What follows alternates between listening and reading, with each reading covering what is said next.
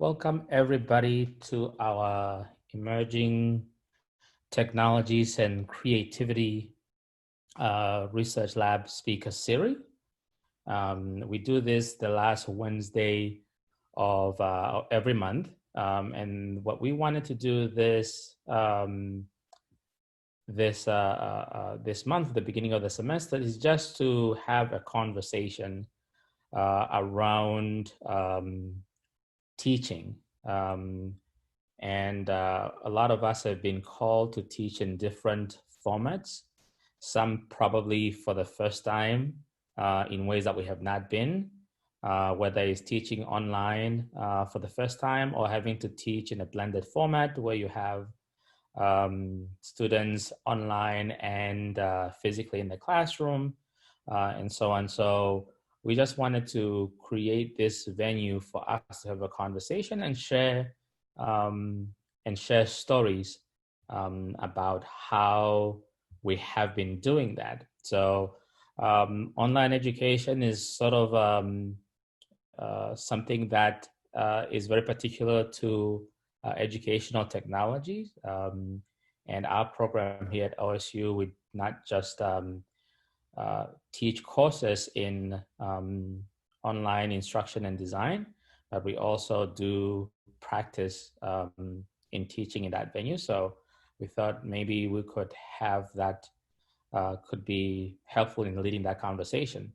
My name is Tutaleni Asino, and I'm in the Educational Technology program, and I'm gonna let the other faculty in the Education Technology program to also introduce themselves. I'm Callie-Ann Newman, and I'm an assistant professor of educational technology. And I am Penny Thompson. I am an associate professor of educational technology. I've been here since 2012. So again, this is a really informal conversation. We do not have, as you can see, there is no PowerPoint that we're going to be following through. There's no virtual handout that you're going to be receiving.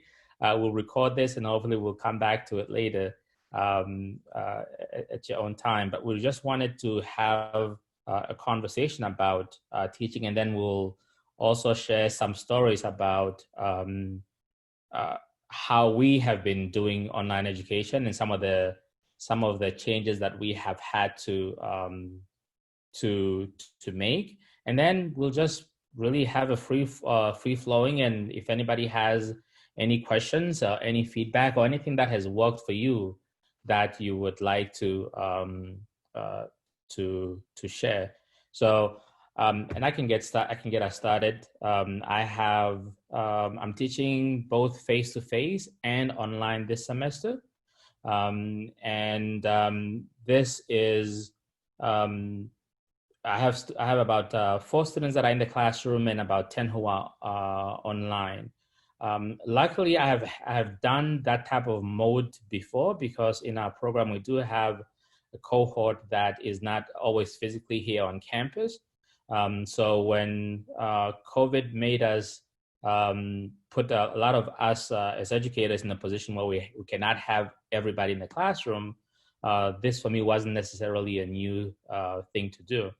But even though I've done this for years, and then also training in the field, I have to say last week, the first time was really, really challenging to be able to teach in this environment where I have students that are online and students that are in the classroom.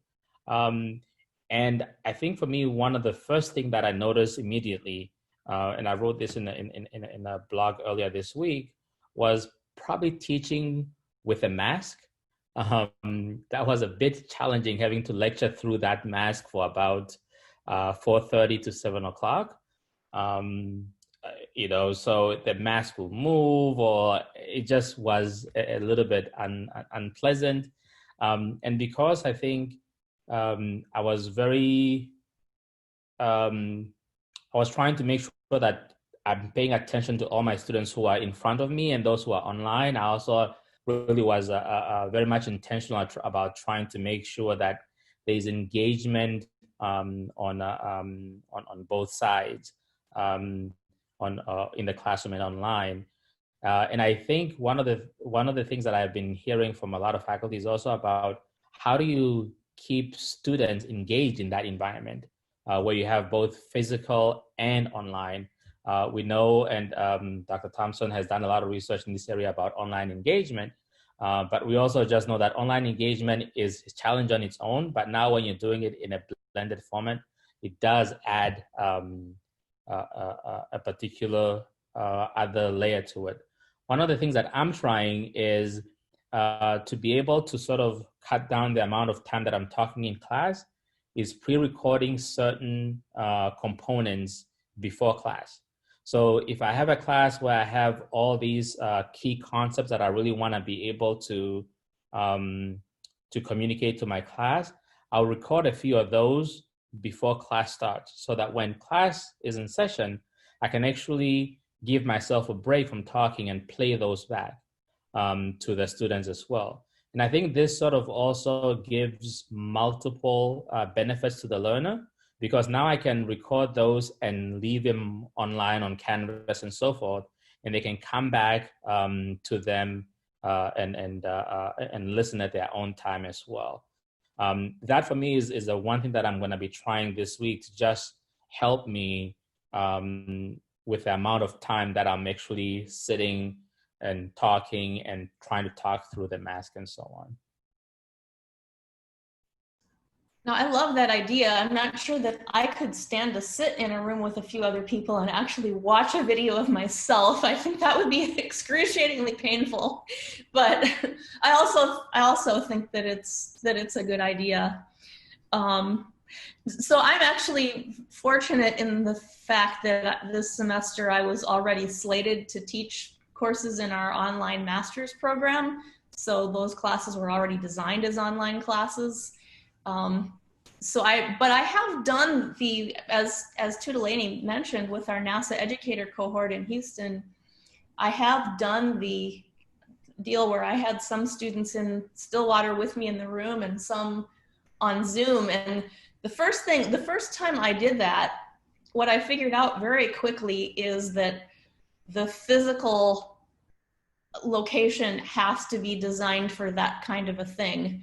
You know, and this was a couple of years ago before COVID. I know they've made a lot of adjustments and installed some new technology, so I hope that's working.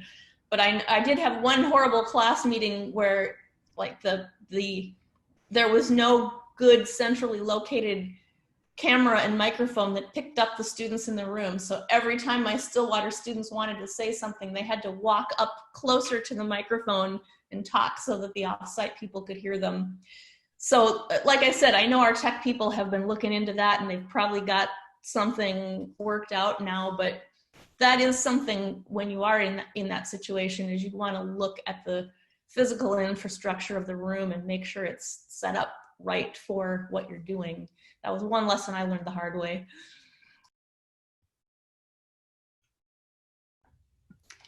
And I'm also lucky enough to be teaching online this semester, but I'm teaching synchronously for probably just the second time ever.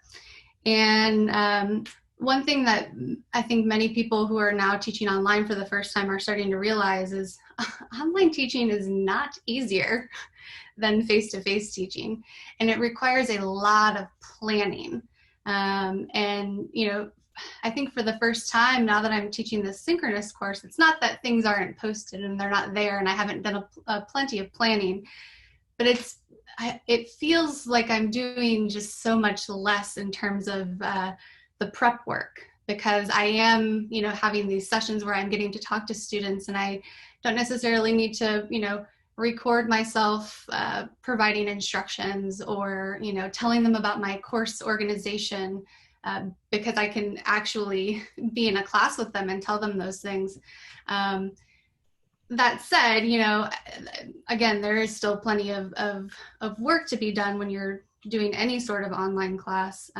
But I've learned a lot through this pandemic about what people think about online teaching, and that, you know, it's easier, right? That's one of the fun misconceptions. Or that, well, now you're online, you can definitely take twice the amount of students. right? Or more, which is kind of horrifying.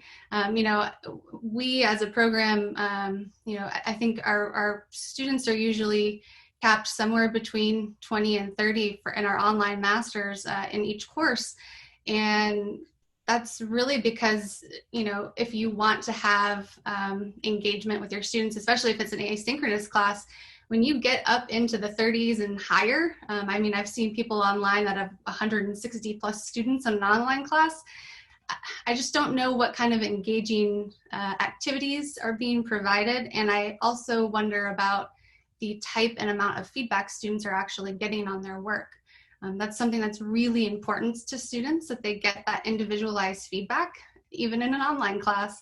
And I know that's something that we all prioritize to make sure, students are getting the same, if not better education than they would in a face-to-face setting.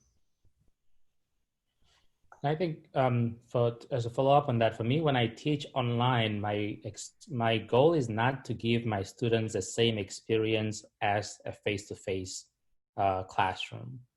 And that's not to say that one is better or the other one is worse. It's just both environment, both spaces, all contexts sort of have certain affordances, and you have to make use of what you have on that. I've been hearing from students where some faculties are sort of recording their whole lecture and putting it online. You might be a very engaging speaker in front of your students, and you can talk there for an hour, but having a video recording of your lecture that's an hour, that's just a lot. So I tend to, I try not to make my videos very long. So usually around, the 5-minute mark is the most that I like to make my videos, but then I chunk them into multiple different videos that people can listen at a different time. I just think that if the goal is to try to give the same exact experience that you have in the classroom online, you're setting yourself up for failure. It doesn't mean then that, of course, that you provide a lower quality in either fashion. But for me, online, I can use a lot of different technologies. I can do a lot of interactivity through I can integrate YouTube videos. I can do so much more stuff than I can do in a face-to-face. But I feel that face-to-face, I have an ability to adjust much faster. I can read the classroom and I can see the reaction on students' face, whether or not they're understanding what I'm saying, and I can pivot. Whereas in the online space, that's a little bit harder to do. So you have to provide a lot more different variants of information, a lot of different ways of doing that. One other thing that I started, that I realized I had to do in my class last week, having people both online and face-to-face, was that, and this goes to what Kathy put in the chat about just the sound and the mics and so on. So for my class, what I did was that I gave the link for Zoom to everybody in the classroom. And everybody who had a laptop in the classroom, I asked them to sign on. That way, everybody in the classroom is even also on Zoom.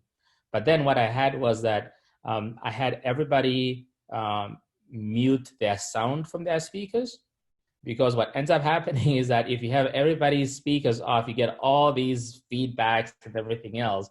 So they can use the mic on their personal laptop to speak to the online classmates, and the sound really gets resolved that way.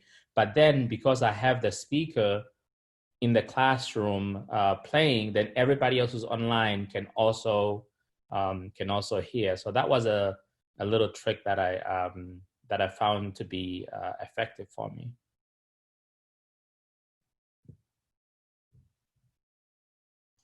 So I'm glad that people are typing comments and feedbacks in the chat. But again, this is an informal conversation. If you have something that has worked for you, please feel free to share. If you have any questions that we can we can answer, that'll be great. And I see, for example, Simon, who's with ITLE, has that might have some feedback for us there. So I'm going to be name dropping and calling out.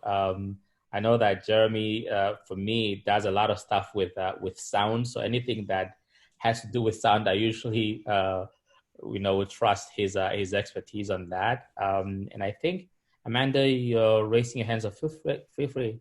Yeah, I had two questions. So one is, we're meeting on Zoom. All summer, our college and department have been meeting on Zoom. So I was surprised to find out Zoom is not supported by OSU. So if you have a question, ITLE doesn't support Zoom. So who do we ask Zoom? And they're like, and I don't really want to switch to Canvas Online or something else because this is the thing I've become familiar with. So I wondered, is there any way somebody could advocate for OSU supporting Zoom? So I don't have a lot of insider knowledge on this, but the reason, as far as I know, the reason that OSU doesn't support Zoom is simply financial. Because OSU already has an agreement with Microsoft, the Microsoft Teams program has been what we're recommending because we already pay for it. So it's already built in. So we have because we have the campus conferences and Microsoft Teams that already that are already being paid for and already have Zoom type of support. I think that's why OSU is not wanting to support then a third platform, because there's a lot of the irony of the educational technology faculty calling a meeting on Zoom. Oh yeah. I mean, I sure understand it.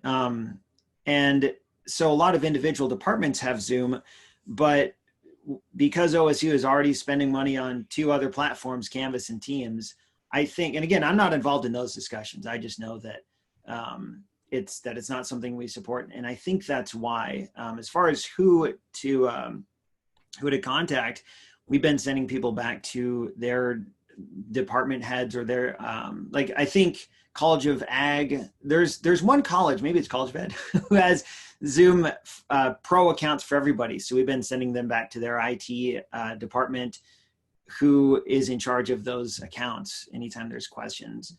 So I don't mean to get gripey, but go ahead. So I'm teaching in the Student Union Theater. It's been a nightmare technology wise. They had to buy a new computer. It didn't have a DVD player, la la la.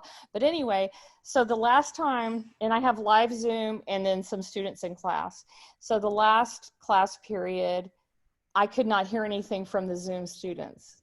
Okay, they couldn't ask questions. They could only type it in. Well, I couldn't find, I spent 10 minutes. I called in the guys who work with the student union room. They didn't know how to fix it. First, they couldn't hear me and I couldn't hear them. Then we fixed me speaking to them, but they could not speak. So so when I go to class, Tuesday, I'm thinking, am I not going to be able to hear the Zoom students? And so you're suggesting I go to our college IT person and try to get them to investigate? Yeah, so it's almost like an 80-20 situation, what we're finding, and I don't know what the rest of you are discovering on this. We're finding that by and large, the various technologies, the webcams, Sherry mentioned the OWL camera, those are working pretty well for about 80% of faculty and students.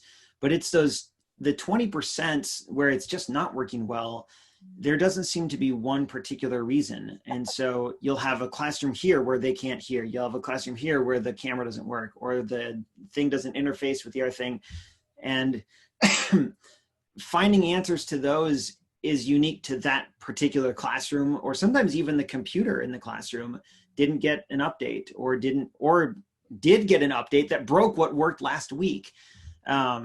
So if you're in the Student Union Theater, I don't know who's in charge of the technology in that particular room.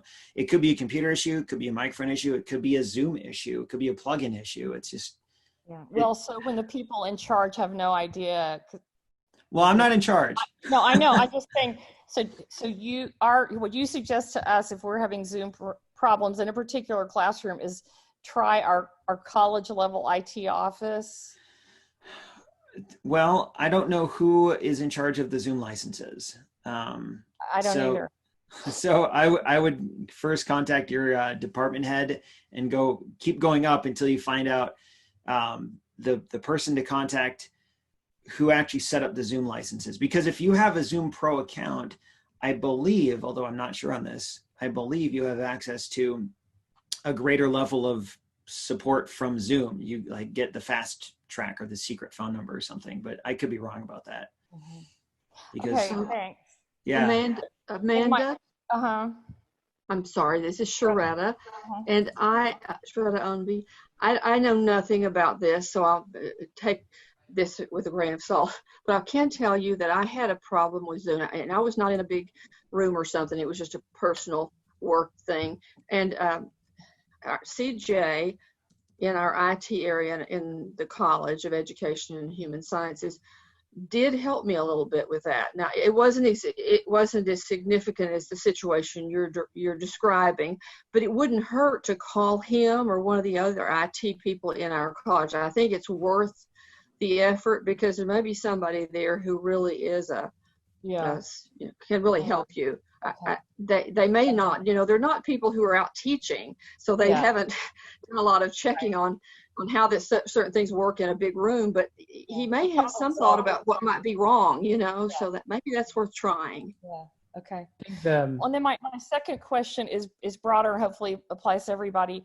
So you were talking about 4 people in class and like 11 Zooming at home or whatever. And I've got that situation, I have 37 and 6 were home the first day, 11 the second day, 21 the third day. And I thought this is going to happen. Why would they come in with a mask? They're sitting too far apart for small group discussion. I have them join Zoom so we can do breakout rooms. Why are they in the classroom? What are they getting from it? And what am I getting from it? Because I can't see their faces or react. So my question is, if you only have 4 people in the class, or if I end up with 5 people in my class, wouldn't it just be better to completely go to Zoom, so that you're just Zooming in those extra 4 people, you're in your office or whatever, but you can see their faces, you can put them in this, breakout groups that are consistent because they're where they are. So I'm just wondering, Sharetta and your faculty, any thoughts about at what point, why are we doing it with only 4 people in the classroom? What's the benefit of that? Just so we can say OSU is open and it's not all online, or how do we make that decision? Let's just go to Zoom completely for synchronous. I think one of the reasons that initially that we, like for Tudelaney's class, we decided to kind of do what we're doing is we weren't really sure how things were going to be handled with our international students. We have quite a few international students that are in our doctoral program, and they need to be taking classes on campus to actually be physically here. So I know that's one of the reasons that, we initially decided that, and I think Tudelaney can probably speak to, if he would transition to everyone being on Zoom better than I can. Now, I think for my class specifically, that's a conversation that I will have with the students to see how we want to do it. I can talk about it. I can talk about the broader why. I think that's more of a university decision there. I think it's a good question as to why, but for my class specifically, I know that one of the things that I have told my students is if you're not comfortable being in the classroom and you want to be on Zoom, that's fine. If you're not feeling safe there, I'm okay with that. But as far as sort of the broader why, OSU wise, I couldn't give an answer to that. But I did, Amanda, wanted to sort of circle back to what you said earlier, because in the chat window, Kathy has given Christina Calhoun's contact email address as a person to reach out to if you're having some Zoom issue, because she has been doing a lot of sort of troubleshooting there. The university as a whole, like Simon says, does not support Zoom, but for example, the College of Education does support Zoom, and Dustin Ivey has been sort of our go-to person, like Sherry said. So it might vary college to college on that. But I think, Chia Chan, you had a hand up there. Yes, hi, this is Chia Chen. I'm faculty of EdPsych. So first of all, thank you EdTech people for organizing this event. It's great to learn about the tips you've been using and the struggles people have been facing and possible solutions. I have one thing to share and I have one question. So what I can share is I'm facing a somewhat interesting situation this semester because one class I'm teaching was initially displayed as a face-to-face class with a specific meeting time. But then because of COVID, it was changed into an online class. And so I assume I'm facing two different groups of students in that class. Part of them may have signed up for this class with the hope of having a lot of interpersonal interactions. That's what they want to see in face-to-face classes. But then there are other group of students who signed up exactly because they thought it'd be online. And one advantage of online class is they like the flexibility of not having to be there at a particular time.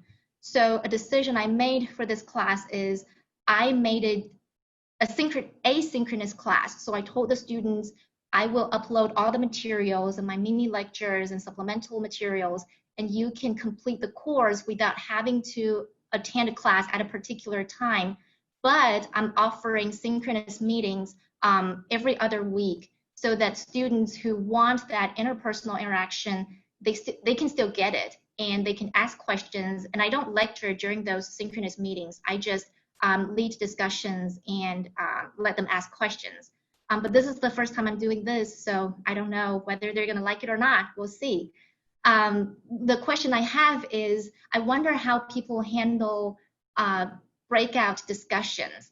Because when I do this in class, I join the small groups, but I also pay attention to other groups. And if I notice that a lot of groups are done, then I would say, okay, let's stop here and let's come back as a large group and just share what you have discussed. But it's very difficult to do that online. So I'm just curious what people do. Do you even join small groups when you do breakout sessions? Or do you simply wait and tell people we have exactly 5 minutes, and whether you finished or not, you all have to come back to the large group when the 5 minutes is up? Thank you. So when I've done breakouts in the past, I usually have some sort of collaborative slideshow or something that students are sort of working on when they're in their breakout room. So they're doing something. Maybe they're recording part of their conversation, or they're doing some sort of activity. And I kind of pop around in and out between the different groups just so I can kind of check on where they are. I can also look at the slides to kind of know maybe where they are in the activity, which is helpful. But once I see that most groups are getting close to being done, I'll send out kind of a message that says, you have 2 minutes, and then everyone is basically going to be forced to come back in. So that kind of prompts them to wrap up whatever they're talking about or doing to prepare to come back to the whole group discussion.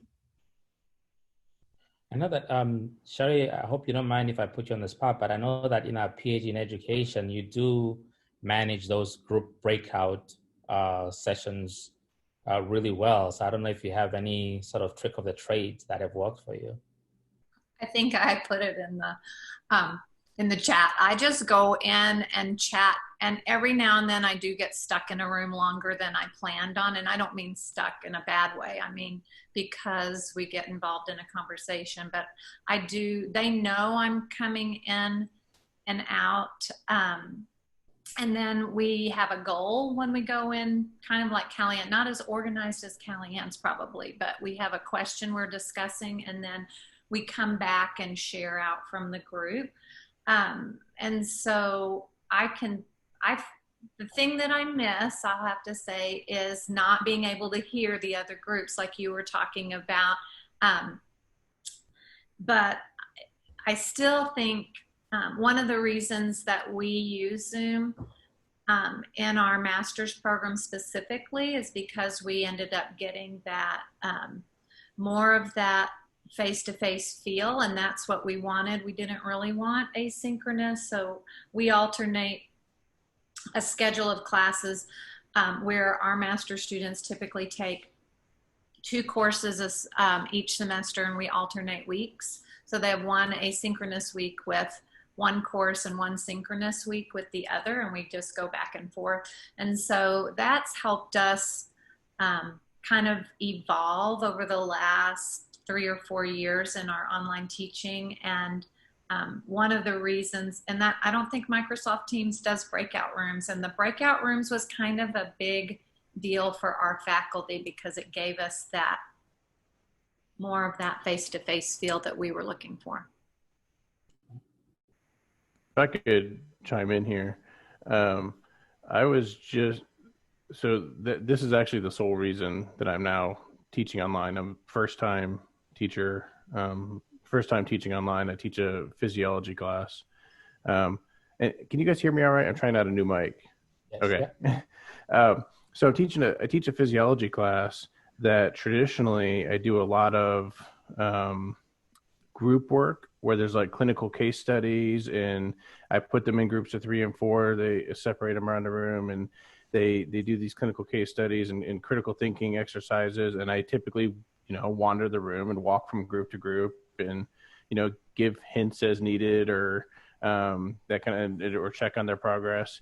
And because of the new like seating charts and all that, I wouldn't have been able to do the class that I wanted. So Delaney had mentioned not to expect the same experience online as in person. And I'm actually kind of coming from a perspective that this year online is the only way for me to get an experience that in any way resembles the way I want to teach it. And so the Zoom breakout rooms, so I went to online synchronous so that we could do the Zoom breakout rooms, and I do exactly that. I pop in and out. I check how they're doing. If I do know a couple groups have finished, then I'll give the other groups kind of a warning. Hey, we're gonna come back to the main room in a couple minutes or something. Or, but yeah, and it's. I mean, I've only had one class so far, but it worked great, and I think it's going to work out really well. So. That's a really good point, because you're right. It's going to be harder to do group work in a physical classroom now with social distancing. I know that Sumit, you had a question. Yeah. So I am teaching a course that have the lecture as well as the labs. And in my lecture, it is about 60 students there. And in the lab, there are 3 lab groups, and each group's having 20 students. Now 10 is in person and 10 is online. And this lab, I have 6 different workstations. And I got only one camera where I need to give the lecture or something. So how it is possible to show the online students the different workstation and what is going on in this lab? So now the challenge is that the in-person student, they can see what is going on due to chemical testing or other fire testing, but how it is possible for the online student? I just want some suggestions. That's a really good question in terms of how to do that. I don't know if other people who have labs. I think Jason, you probably do some lab work. How do you handle that? Yeah, so a lot of our labs usually require like a volunteer to do some sort of physical exercise, and we're recording something physiological, and then we share that physiological data with a group, and they analyze it and do a lab report kind of thing. And we've actually started to move. It's kind of a combination of things. We are starting to kind of record a fake lab now amongst the grad students, and then provide a data set to go with the video of it.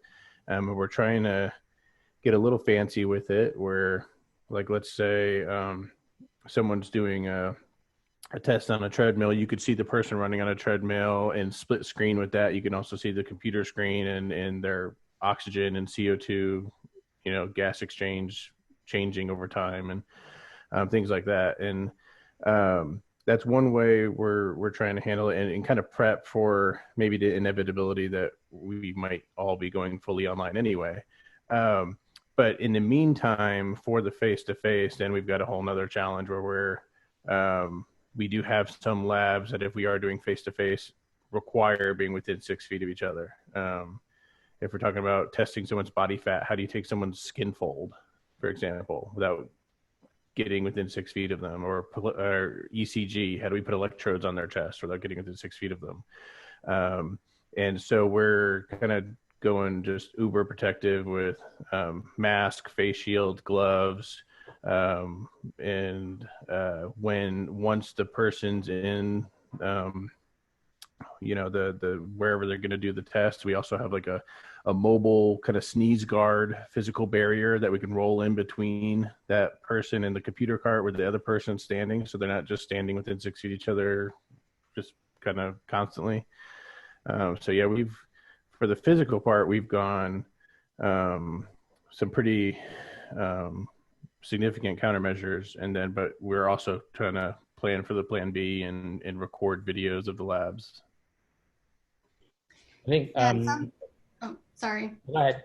It sounds like videos, definitely could be the way to go with each of the workstations, and maybe when the lab when you guys are doing the labs, having videos at those workstations that you can record, some of the things that are happening, and either do them kind of side by side, like Jason was saying, with one of the videos that they're doing, or have kind of, I don't know, I guess separate individual videos where students can see sort of what would be happening at each of the workstations. Yeah, we want to record it, but problem is that the camera, for example, from the chemical station and camera, which is about 15 feet away.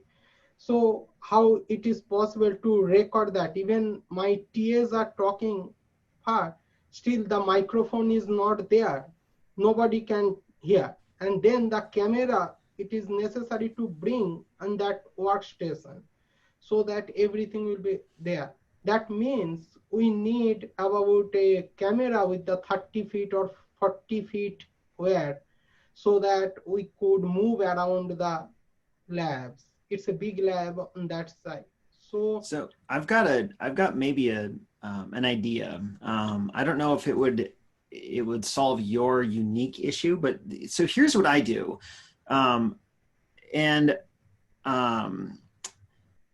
I teach a flipped class. So just like you said, doctors, my video, my lecture material is a series of short videos. They're all like 5, 6, 7 minutes long. They watch those before coming to class. And then we meet in class on Tuesdays. And during those Tuesday sessions, I don't actually teach it live. So I record my lecture, and then immediately afterwards, I put that lecture online. So anyone who didn't want to attend live could watch the video and then follow along with the content. But I was really trying to solve one key issue, which was how do I make sure my students can hear me? Because I like to walk around, and like you mentioned this just now, Sumit. The solution I came up with was right in front of my face the whole time, or rather it was right in front of my ears. I actually use my iPhone and my AirPods because with a mask on, the microphone in the room can't really pick up my voice. But my AirPods are right here. Obviously, these are not my AirPods. And so what I do is I put my iPhone on a tripod and point it at the screen, like up at the front of the room. And then I click record. And no matter where I go, my audio is crystal clear. And I'll show you all an example of this. And there's a second part to your question that I'll get to in a second. So in the chat, I'll put a link to last Tuesday's video, or yesterday's video. Last Tuesday, it seems like yesterday was a week ago. So if you click that video, skip ahead to like the halfway point or something, and you don't have to pay attention to content, but what you'll notice is you can hear my voice really clearly. So clear, in fact, that Canvas actually generated captions, and it's not too bad. It's not 100% accurate, but it's not bad. So that has really worked well to solve the audio problem. So Sumit, you asked about moving away from the microphone. For me, I can go anywhere I want to, and my remote students can hear me just fine.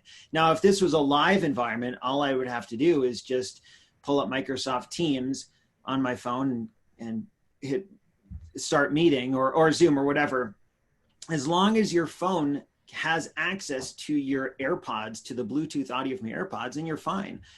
So in your case, what you could do, you would have to test this first, but you could do a similar situation where you just go on Amazon, buy a cheap $30 tripod, put your phone on the tripod, so it's facing you, it's recording you. But when it comes time to do the labs, walk over, grab your phone, and then go around the room to where students are doing labs. And now the distance learning students can see what's going on as you're taking your camera around the room, and then they can also hear what's going on, what you're saying through the AirPods. So if that solution is at all interesting to you, there's one little quirk that I found, which is that I had to buy a third-party app to record the video, because on an iPhone, the camera that's built in doesn't record audio from AirPods. So I had to buy an app called Filmic Pro, which was a $15 app, so it's not a big deal. But if you click on that video, everything that you'll see and hear was recorded with my AirPods and with that $15 app. And I've gotten a really good response from my students. The students who don't attend live, who just watch the video afterwards, they have told me over the past 2 sessions for Tuesdays that it's worked really well for them.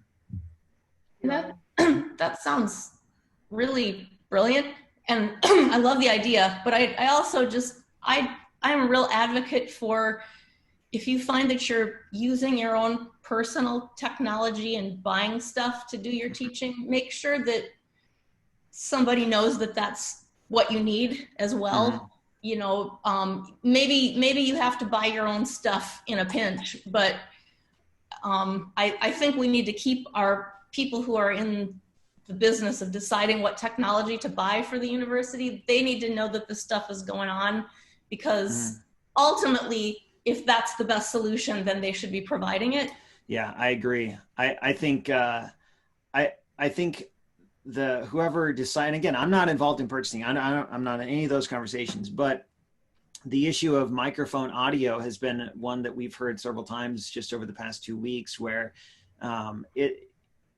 instructors aren't able to have their voices heard on the microphone, and that's been an issue.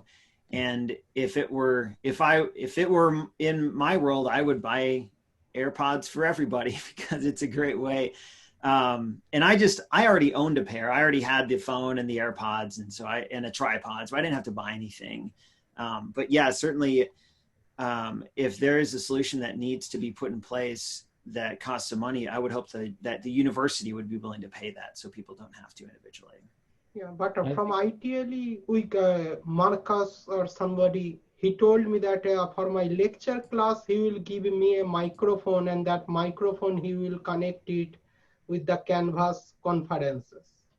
So for the lecture class, the problem has been solved more related to the microphone.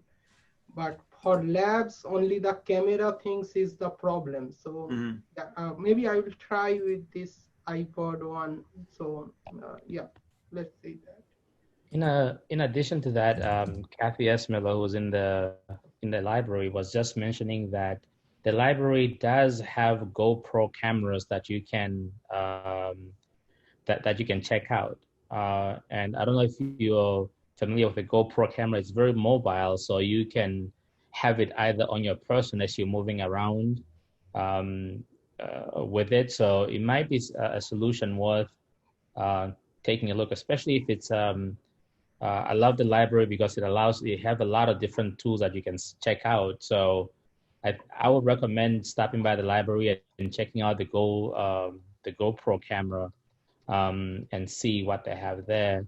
At the same time, I think that's a great segue for me to shamelessly plug our emerging technology lab, because we do have also GoPro cameras in there. And the other thing that we have that a lot of faculty have not really made use of is the telepresence robot, which is basically a robot that you can control, that moves around the room with your face on almost like an iPad-like device.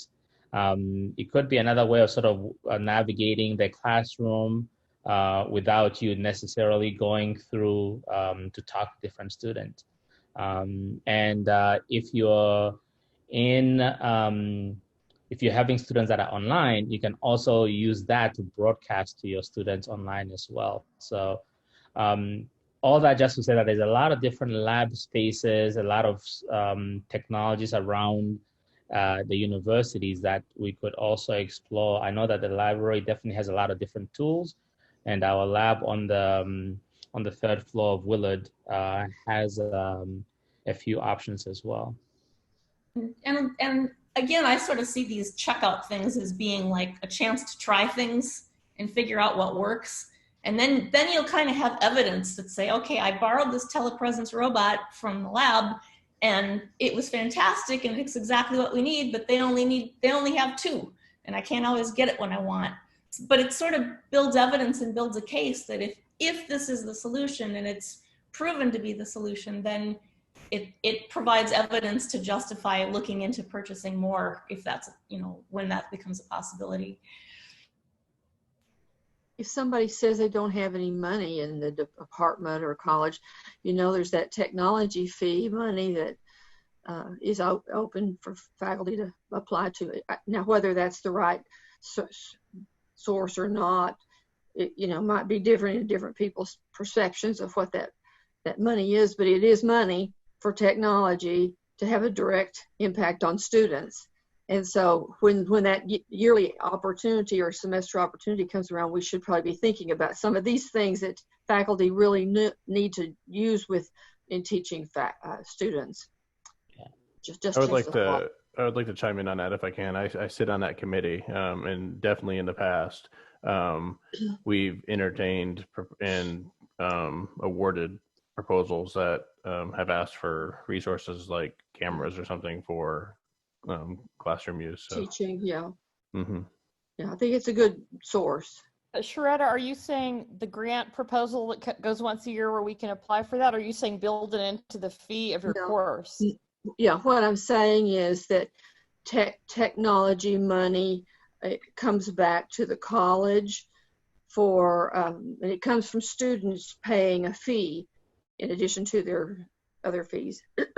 And so the colleges have some money, and we have a committee. As Jason said, he sits on the committee this year. And so there's this group of faculty who sit on the committee, and they send out information for people to the department heads to share with their faculty, to say, you can apply in this way for something, and they have all the guidelines and what's required in order to get money from tech fee, and then if you're fit, you can apply.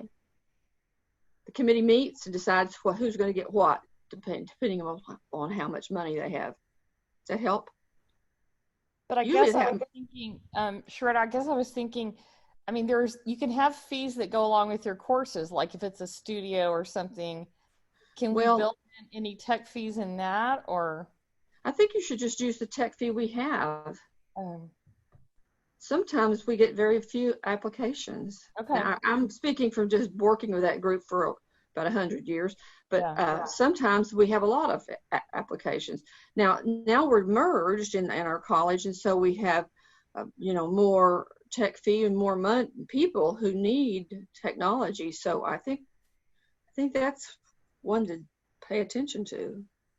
Yeah, I think the student fees are already pretty high, and if they're already paying a tech fee to the college, let's try to utilize that pot of money first. Yeah, good way to say that. Yeah.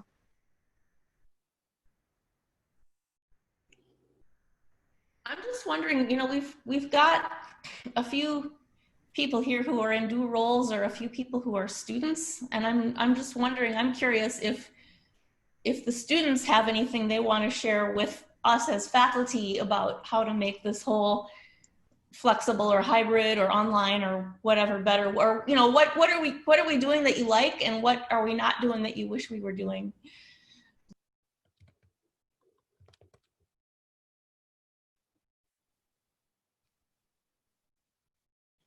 They're all shy. Well, I do appreciate this is Kathy Esmiller. I'm a PhD student candidate.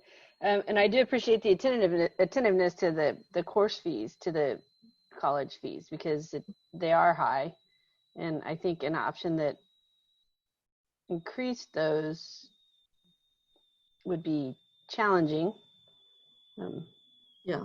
Also, it may be the only option available. So, well, you know, it makes sense for if students pay for something, it's supposed to have impact on them. It makes sense to use it for things that they get something out of. So, and I think that's what everybody wants to happen. So, I good point, Kathy.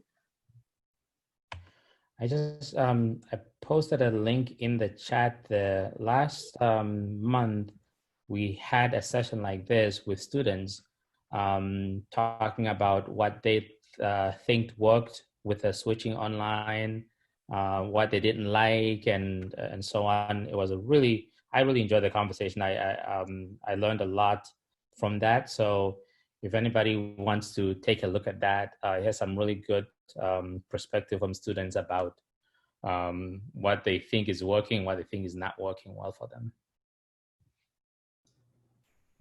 I'll chime in too. I'm taking Dr. Penny's class actually this semester. I really enjoy the way all of you have organized these classes, especially in the ed tech program. One thing we tell our professors in Spears Business is just to be as creative as possible with their videos, especially just because most of your students have grown up, at least for the last decade, with high def movies, streaming videos, hilarious things going on in social media.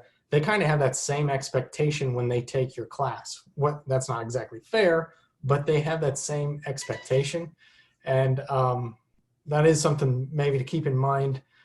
I think somebody mentioned it earlier, that trying to cram what would be your on-campus course into a online course doesn't always translate that great.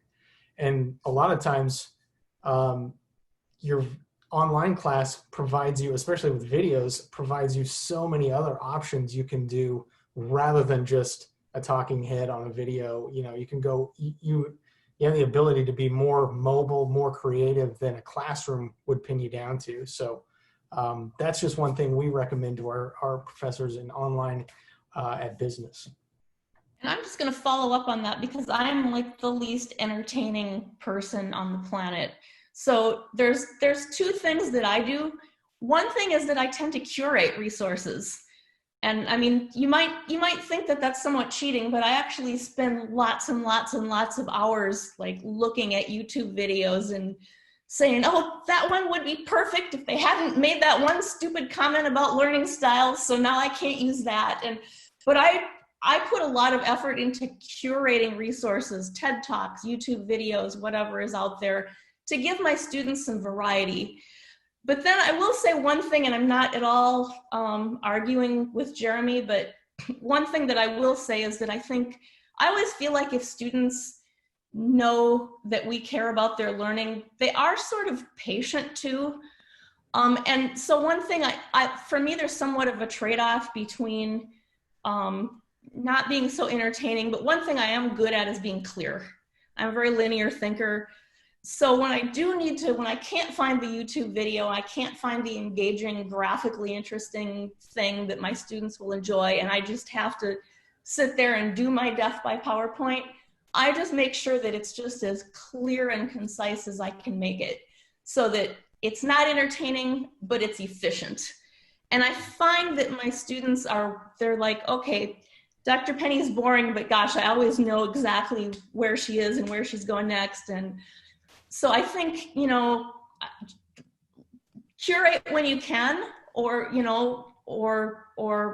then when you do have to do something, if you don't know how to, and give help, talk to people like Tango, our instructional designer in education and human sciences can help us, but campus resources, people like Simon, but at the same time, if you do just need to get some information out, just be clear and concise.